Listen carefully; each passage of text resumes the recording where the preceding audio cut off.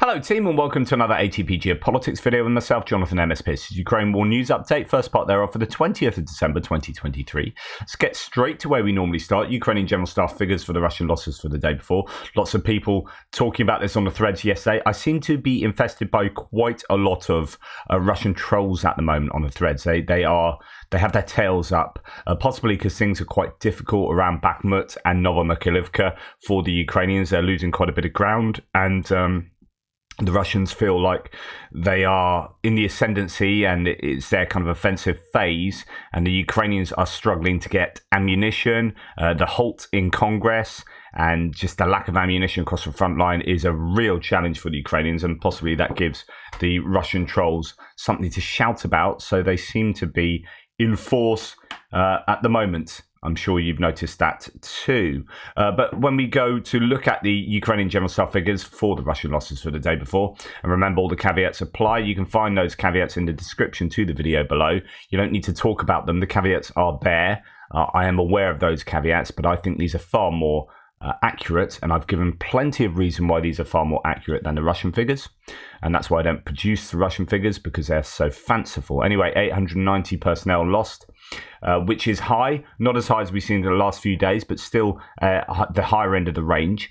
16 tanks is a real issue for the Russians, and 23 APVs as again a sore loss, and that probably indicates, as I've said before, that the Russians are on the offensive in a number of places. They will lose those sorts of vehicles in their attacking rather than in a defensive posture.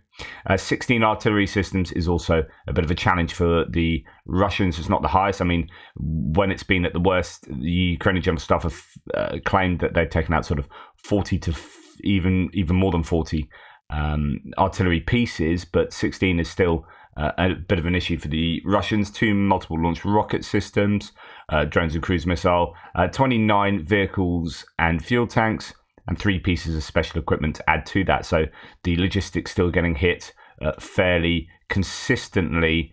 And yeah, just another day of some quite difficult stats for the Russians.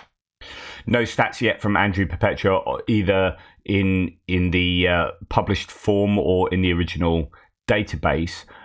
He did a live stream last night, so it could be a little behind in that. Live stream was pretty tough watching, to be honest. Things are not looking great for the Ukrainians in a number of places, like I mentioned, Bakhmut and Novomykhailivka particularly. We've seen a number of articles, particularly that New York Times article about these supposedly suicidal attacks in Krinky. And Magyar, the drone operator commander, has then given his riposte to that, which I shared with you, or partially shared with you. That's not to say that Ukrainians aren't suffering huge casualties in Krinky. I think they are, and I've said that for a long time.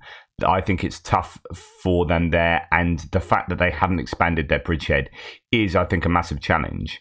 But what they have been doing is attriting the Russians there as well, and all I keep saying is that I just hope, and I presume the ratio is still beneficial for the Ukrainians, such that, yeah, it is tough for them, but it's even tougher for the Russians. And we hear from the Russians themselves that it is tough. Like, there are plenty of sources. Here's another one saying, and this is BS11 saying, while the New York Times continues to write BS about Ukraine, and again, I would just remind people that it might not be that the claims are themselves BS, but it's not painting the full picture. So it's not saying what they're saying is untrue, but it's devoid of the context that is really important when you are reporting on this stuff, which is like, don't just doom it about the Ukrainians. You need to also be communicating how successful they've been in that area in attriting Russian forces, and they have, and there's a huge amount of data to support that. Both in terms of what the Russians themselves are saying, and in video evidence we have of huge numbers of pieces of equipment and Russian soldiers being degraded. Anyway, while the NY Times continues to write BS about Ukraine, a video of the Russians expletives and looters and whatnot has surfaced. The Moscow boys refuse to obey the orders of their commander, who wants to send them on a suicide mission. They report that 3 companies have been completely wiped out and only 50 of them remain. They're not afraid to disobey. And this is the same sort of thing that we've heard a number of times in that particular area. And here talking about their losses. and how difficult it is for the Russians there. With regards to the ammunition that have been supplied by North Korea, we're hearing. In fact, there's a video. I haven't got that up actually, but there's one of a destroyed barrel of a Russian piece of artillery and a guy holding a shard of the barrel. And Russia is using low-quality shells from North Korea and are often defective, at times causing damage to the barrels and cannons and mortars, and even injuring soldiers, according to Ukraine's general staff. That has been evidenced. That we've also seen inside some of the shells to show the not consistent array of explosives within the shells. So these are poorly manufactured artillery shells that are being given to Russia. So although they have the advantage in shells, it's not necessarily always of decent quality. The same can be said for some of the Ukrainian shells as well, though. And I did a video on a T-72 yesterday. If you want to see a T-72 fundamentally disassemble, then this video is for you. You can check out all these videos in the description below. I won't play it because I get in trouble. But that's a 2022 version of the T-72B3M that has thrown itself into the air in many different pieces. And we have another one. I think this is from earlier, according to the foliage strikes me as that was from some time ago, but it's another T-72B3M mod 2022 in the Krinky area being destroyed. Nonetheless, it is going to be tough, I think, for both sides at the moment, depending on where they are. I think the Ukrainian losses around Bakhmut in terms of personnel will probably be fairly high at the moment. And we'll go on to talk about what Zelensky has suggested in his press conference yesterday in the other section that's just coming that pertains to troop figures. Okay, overnight, Russia attacked Ukraine with 19 Shahed drones, of which 18 were shot down, so it's really good interception rates. 2 S-300 missiles were launched, but they inflicted no damage. The Ukrainian Air Force reports, I think that is that in Kharkiv that the S-300s were. Transport depots hit, a purely civilian facility. And again, I mean, gee whiz, the Russians they're just war criminals. There's no two ways about it. They're sending over missiles, hitting civilian infrastructure routinely. Kharkiv is an area it's particularly hit, but also Kherson. News that a branch of a Nova Pochta, so that's a post office, is on fire after Russians' attack on the city tonight. It's believed there are no casualties in this incident. Just, what are you doing, Russia? I know what you're doing. You're committing war crimes, but so it's depressing, quite frankly. So Russia had recently launched Kinzhal hypersonic missiles at the Ukrainian airfield at Starokonstantiniev last week for the first time since August. The missiles missed is the claim, and Ukraine intercepted some, as per the UK intelligence, where it calls them the Killjoy, which is the NATO designation for that missile. But so as it says, on the 14th of December 2020, Russian Air Force highly likely carried out the first use of Killjoy air-launched ballistic missiles since August 2023. They released at least one missile against central Ukraine, likely targeting a military airfield. One of the 6 super weapons President Putin announced in 2018, Killjoy, or Kinzhal, has been earmarked to play a major role in Russia's future military doctrine. In the Ukraine war, Russia has reserved the weapon for what it perceives as high-value, well-defended targets. Kinzhal has almost certainly had a mixed combat debut. Many of its launches have likely missed their intended targets, while Ukraine has also succeeded in intercepting attacks by this supposedly undefeatable system. I think mainly in Kyiv, the Ukrainians have had success in intercepting it. I don't know. I mean, they talk about the probability analysis of likely missed targets. We don't know what happened at Starokonstantiniev, and I don't think we will find out particularly. They keep it fairly close to their chest when the Ukrainians attack deep into Russia. Sorry, when the Russians attack deep into Ukraine. It feels like an early morning to me, but it's not. Explosions have been heard in Krasnodar, that is inside Russia, which is not far from the border with Ukraine. This photo appears to back claims of Russia's air defense working, but residents report hearing many blasts there. So the Ukrainians certainly a little, putting in some activity putting some effort into striking targets within the Russian territories. There was an explosion in Kropyvnytsky a little earlier, but no air raid warning was issued and no firing was happening at the time. It transpired someone released a grenade.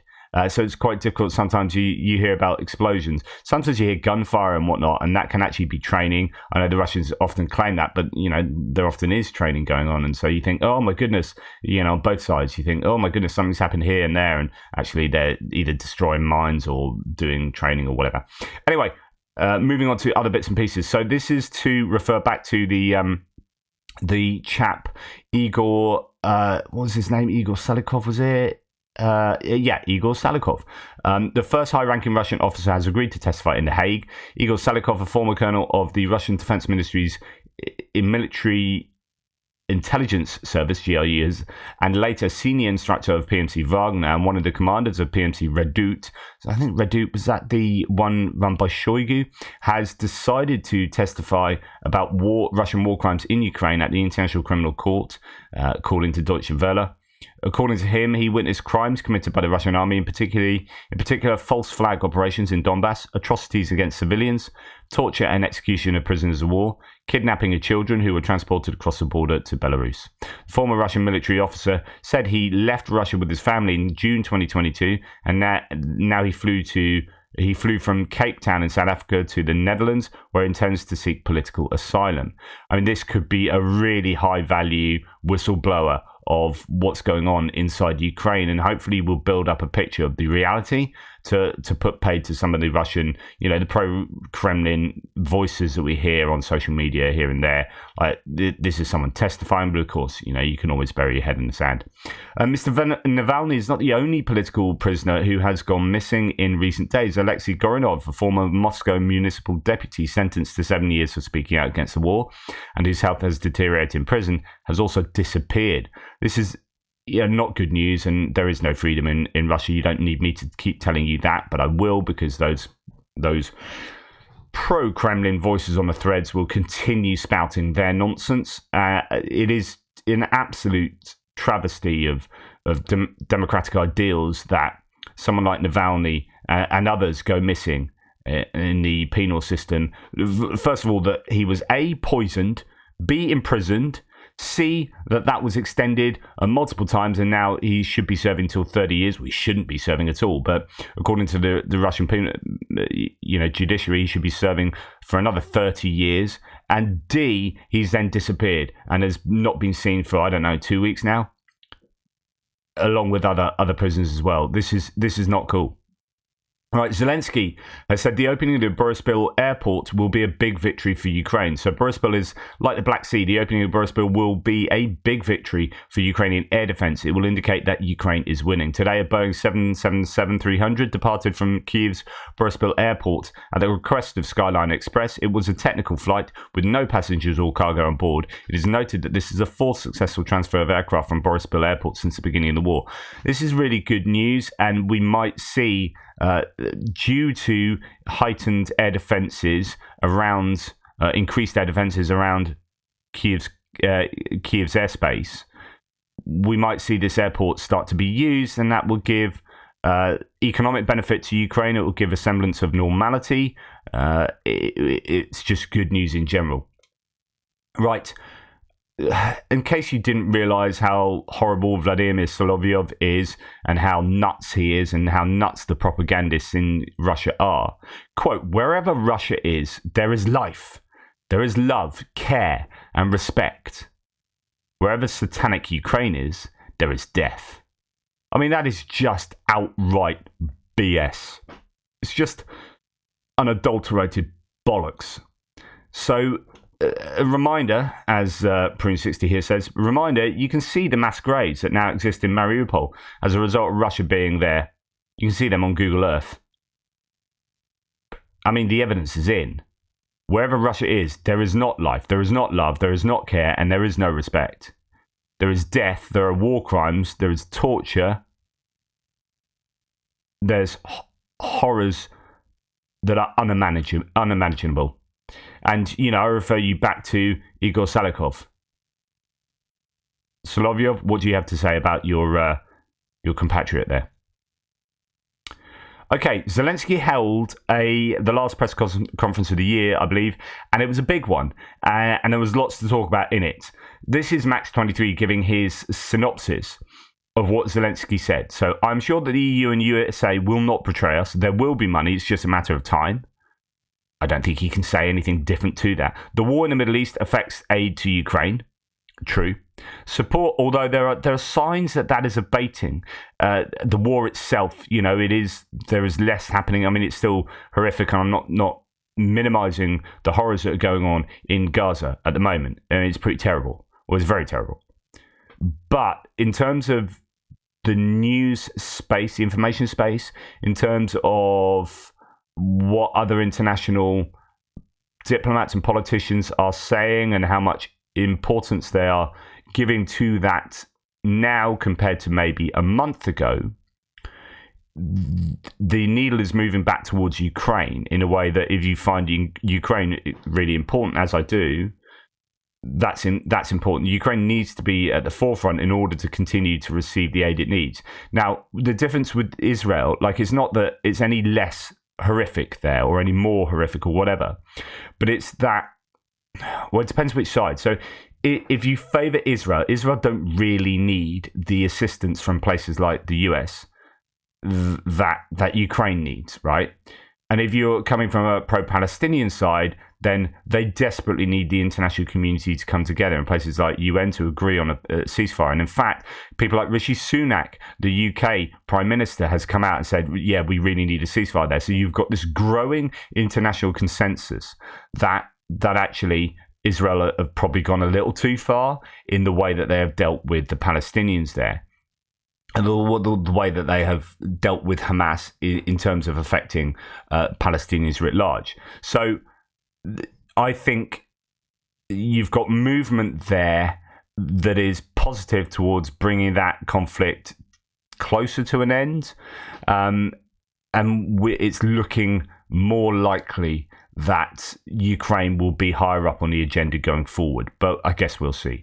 Support from the USA is needed now, and I think it will come very soon. He says, well, actually, the Senate has not agreed, although they have made progress in their discussions on the border. They've gone into recess, and it won't be sorted out till next year. So when you look at how areas of Bakhmut are capitulating at the moment, and especially if you listen to what Andrew Perpetua said last night, it's all about ammunition. They're getting screwed over because they don't have ammunition. And had there been an agreement in Congress 2 months ago, there would be more ammunition. And it's really difficult not to connect those two things.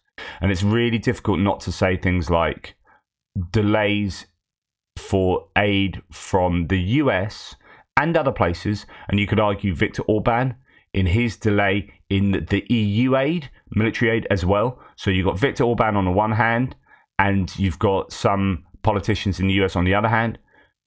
Those delays are costing lives and are costing territory and are costing the allies more in the long run. So this is a point that Andrew made well last night. He said, look, this land will need to be taken back, but if they lose these really good defensive positions, which there are at the moment, there are areas to the east of to the west of Bakhmut, and there are areas around Novomikhailivka that the Ukrainians are ceding to the Russians at quite a cost at the moment to the Ukrainians. But in order to take that back, that it will be an even greater cost than it would be just to defend them more adequately. So if they had enough ammunition, enough mortar bombs, enough artillery shells, they would be able to defend those positions at a lower cost than it will cost to take them back, to lose them outright and then take them back at a later point. It will cost more in terms of money, in terms of ammunition, and in terms of human lives. And so not helping now is actually not only shooting the Ukrainians in the feet, if you like, but it's shooting us allies in the feet as well, because we are going to end up paying more to assist in the long run by not giving them what they need now. Anyway, sorry. He also talked about, so Ukraine, we are not invited to NATO as a whole country. There are some partial proposals that some part of Ukraine is in NATO and some is not. This is not even considered. I will not sign the bill on the mobilization of women. So this is quite important. There was talk about him changing the age of mobilization. We'll come to that. Well, in fact, let's say that now. If there are adequate arguments, then we will lower the mobilization age to 25 years. So it's not going to be mobilizing women. He's going to try and get the mobilization age reduced. And this is the big one, and what a lot of people are talking about. 500,000 newly mobilized are 3 million new taxpayers. Where to get another 3 million people? The mobilization of 500,000 people will cost the budget 500 billion hryvnias. But he wants to mobilize that many people. So Ukraine's military wants to mobilize up to 500,000 more troops, Zelensky said, but he said he has asked the top brass to spell out the details on what is a very sensitive matter before deciding whether to grant their wish. Such a major mobilization would cost Ukraine the equivalent of $13.4 billion. Zelensky said other aspects to be considered include whether troops currently on the front would be rotated or allowed home leave. So many things to consider. It's like, by mobilizing those troops, you're taking them out of the workforce and you're costing the economy. And that's an issue. How do you solve that? And this is an issue that Russia has been facing as well, the labour shortage, as well as, the cost of them being employed by the state. Then does that mean that the troops at the front line, I mean, they need to be rotated, they need some home leave. So what happens with all of this? There's so much to consider, but they need those troops. They need boots on the ground. This is one of the greatest needs of the Ukrainians at the moment. Ukrainian Defense Ministry statistics say that Ukrainian military has nearly 800,000 troops, and they had that in October. That doesn't include National Guard or other units. In total, 1 million Ukrainians are in uniform. Earlier this month, Russian President Putin ordered his military to increase the number of troops by nearly 170,000 to total 1.32 million. The front lines barely budged this year as a Ukrainian counteroffensive ran up against sturdy Russian defences. Now, with the winter setting in, troop movements are being slowed by bad weather, placing greater emphasis on artillery, missiles and drones, of which, the Ukrainians have a distinct lack of ammunition for those things. So, yeah, it's difficult. Anyway, back onto other things he talks about. Why should I comment on the conflict with Zaluzhny? I have a working relationship with him, which is interesting. When you say I've got a working relationship with someone, it means we don't really get on, but we keep it cordial. I do not want to help anyone and develop the topic that we have a conflict. We level the situation with Poland. I believe the new government will unblock the borders. I think that Trump will have a different policy, but in general, it will not change much. The leader always has influence. If Trump weakens the aid, it will have a very big impact on the war. So on the one hand, he's saying he will have a different policy, but I don't think in general it's going to change a lot. However, if he does change the aid assistance to Ukraine, we're screwed. So it's kind of saying a bit both there. Counteroffensive was dependent on air support, and there was none. So there you go. So the blame, well, not, I don't know the blame, but the explanation of a lack of success territorially with the counteroffensive lays at the feet of the air support not being there. I plan to continue working with Zaluzhny. I'm waiting for a decision on mobilization. I'm waiting for the results on the battlefield. I'm waiting for a decision on helping the fighters at the front. There is a strategy. I'm waiting for the results, he says. So important press conference there that I think revealed quite a lot, and we'll have to keep an eye on particularly the mobilization topic there, because that for me is the key going forward. That at least in what Ukraine can control. Really, you can argue the other key is assistance from allies not being forthcoming enough. That's outside of his control. Anyway, thanks for watching. Take care. Please like, subscribe and share. Really appreciate all your support, especially since, as the war trundles on, we're going into the third year. I know that my views are not, whatever, but they're like half of what they were. And I just really appreciate the stalwarts who are still here, who watch routinely. Thank you so much. You mean so much to me in this channel. I really appreciate you being there with your lively commentary every single day. It's insane. Thank you. You are good people. Just keep shouting about Ukraine so that the people around us are cognizant of its importance and the dwindling support that it appears to be getting international. Well, in some ways internationally, but in other ways, there are nations that recognise the importance and are putting in place long-term kind of contractually obliged assistance packages, which gives me great hope going forward. So on the one hand, there are areas where they're getting less supply. On the other hand, a greater sense of importance going forward and in terms of future planning. That's enough for me. Take care, guys. Speak soon.